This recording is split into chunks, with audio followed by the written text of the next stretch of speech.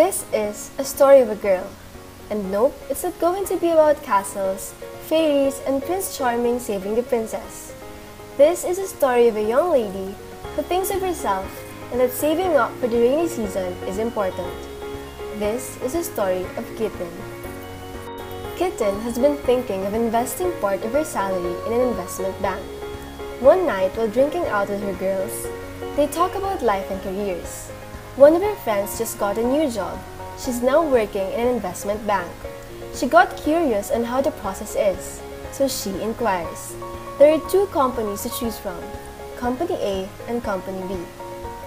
Company A is operating on a constant growth rate of 8% with a required rate of return of 11% and is paying dividends at 1.15 pesos.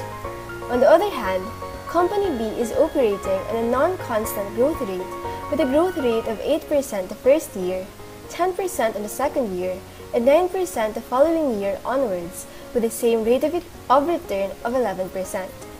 After all the discussion, Kitten contemplates on the best decision and chooses Company A while May chooses Company B. 3 years have passed, and Kitten and her friend met again for drinks.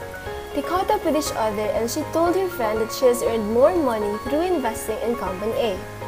Kitten was shocked because the difference is relatively large. She asked May how did this happen.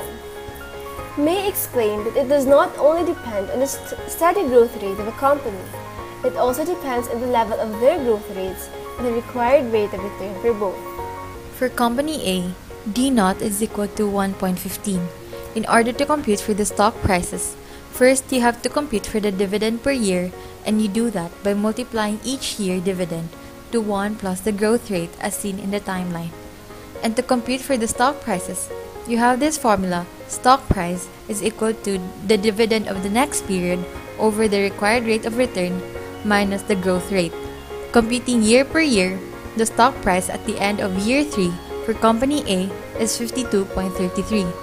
Applying the same concept for Company B, you can see that the timeline indicates different growth rates since it is a non-constant growth company. Computing for the yearly dividends at the end of the 4th year, the dividend for Company B is 1.62, which is already higher than Company A. Following the same formula for stock price, at the end of 3 years, the stock price is 81 pesos already. For the recap, after 3 years, the stock price for Company A is 52.33 pesos, while 81 pesos for Company B.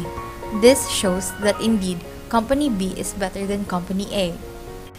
Kitten understood now and knows how to properly judge where to invest next time and not just from gut feel and risk. And she lived happily ever after.